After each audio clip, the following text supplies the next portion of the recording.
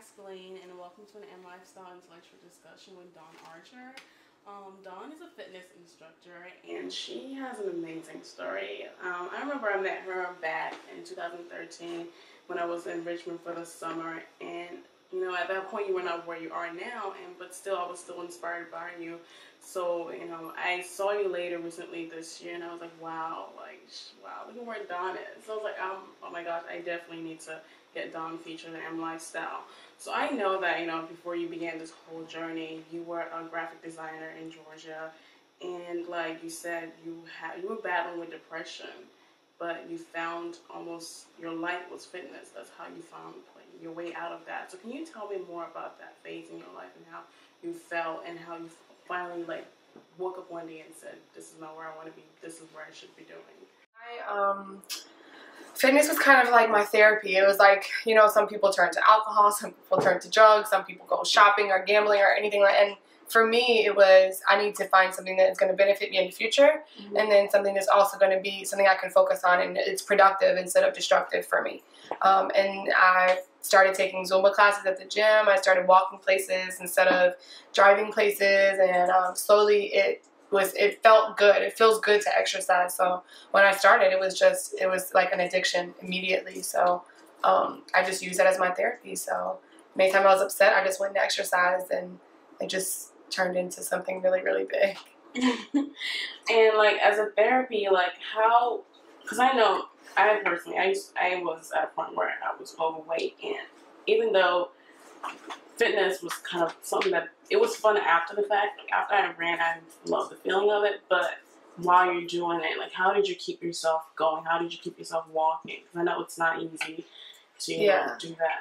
Well, I think what's different for me is a lot of people when they start a fitness journey or they start exercising, they start working out, they're looking to do it to lose weight. And for me, I wasn't doing that.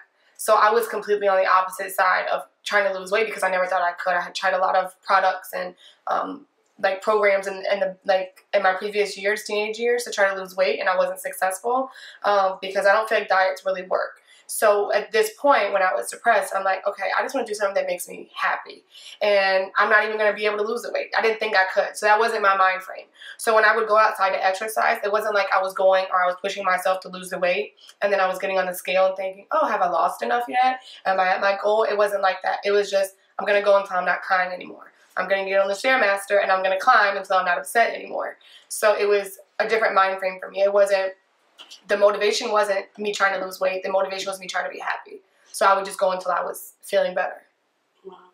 If that makes sense. Yeah, that's actually a really good way to look at it. Because sometimes when you're doing it because, next week I want to lose 5 pounds, you have that mindset, I have to lose 5 pounds.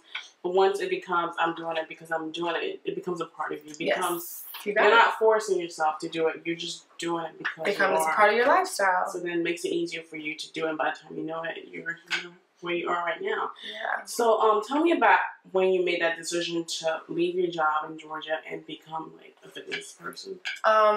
So I had been in Georgia for a while unemployed. I couldn't find a job. I was looking for graphic design positions, and I had moved from Virginia to try to make more money there, and nothing was happening, and it was just like a downward spiral. And then finally found an internship. So I was working at this company doing graphic design. I was an intern.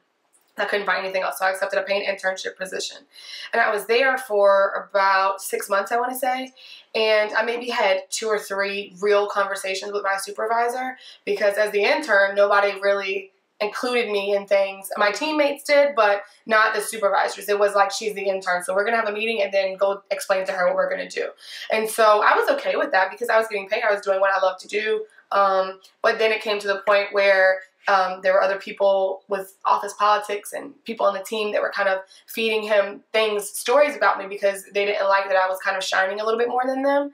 And so it came down to my my review for my 6 months to see if I was going to be hired full time or what have you. And he tells me there's no real value that I bring to the team, but there's just way too much work that needs to be done. And it was around holiday time. So he's like, we're going to keep you for another 6 months as an intern.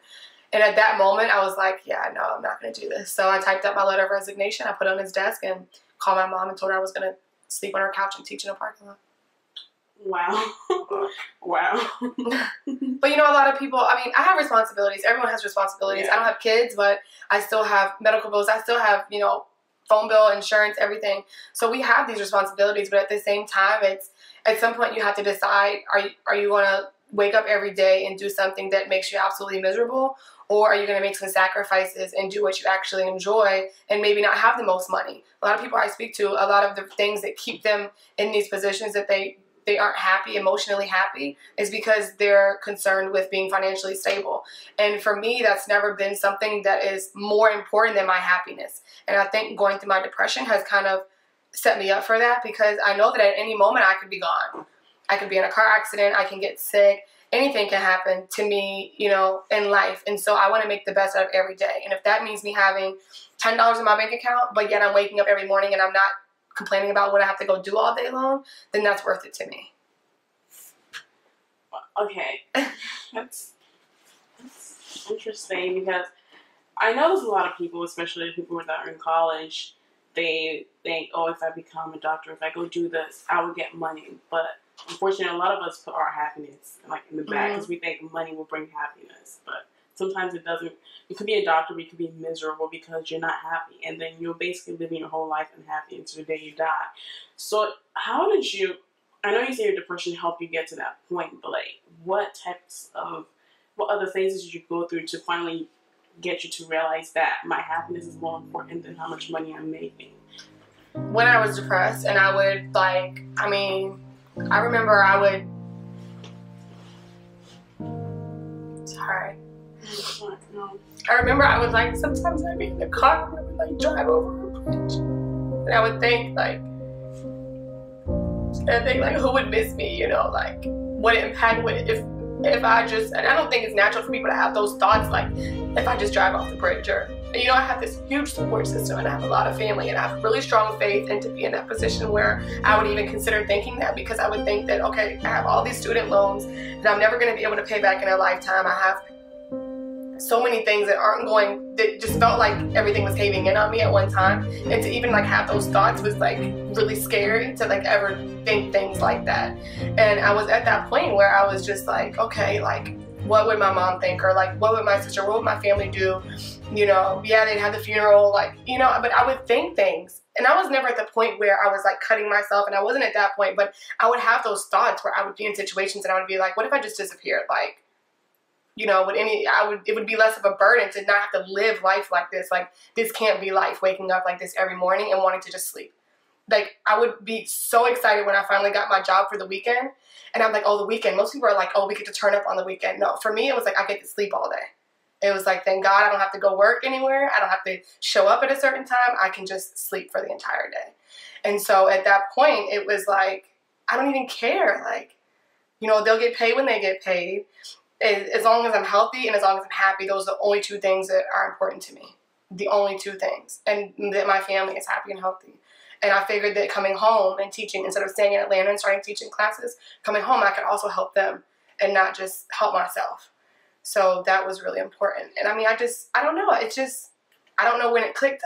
But I know being in that position where I was contemplating, what is the point of doing this daily routine that I have of just sleeping and going to work and sleeping and going to work. This can't be like all that life has to offer. And I just decided that money, whatever. Like, I never really had a lot of money, so I'm like, I'm not going to miss anything. You know, you can't miss what you never had. And I mean, as long as I'm taken care of health-wise and my bills are paid, then. And I mean, I did everything. I painted, you know, hem pants, I sew button-on shirts. I mean, I remember when I lived in an apartment complex before I moved to Atlanta, and I was like so broke. I was like 3 paychecks behind. I had like not paid my cable, like always late on my rent. And I made these flyers and I stuck them on people's doors in the apartment complex. And I said, if you have pants that need to be hemmed, or if you have something that needs to be taken in, or a button that needs to be sewn on, I'll pick it up, I'll do it overnight, and then I'll bring it back to you by morning. And I would spend like all night sometimes, like sewing things for people and dropping them off. And I mean, just like things like that to like make sure that like I had money. I've always been like a hustler in that way. But I mean, at that point I was just like, this can't be it. You just talked about everything, your tour, you know, basically your journey. And I just want you, if you have anything to say any last words to say to our viewers, what would it be? I always tell people, whatever you do, be consistent. Whether you want to make it to the top of the company, whether or not you want to travel all 50 states in a year, lose weight, whatever you want to do, just be consistent at it, and you'll be successful. Because I feel like when people do something one day and then the next day they're like, I don't really want to, or today they want to do it, and then, it's going to be jumbled. So my best advice is just to tell people to be consistent and follow your heart before you follow the money, and everything will work out. I like that advice. Yeah. It's simple, but it's hard to grasp, for some people. Yeah, we all have to get there at some point. Of course. Well, this has been Pascaline with M Lifestyle, and I just interviewed Dawn Archer. You can follow us on Instagram at _M Lifestyle, and on Twitter as well at _M Lifestyle, and also like us on Facebook at M Lifestyle. Have a great day.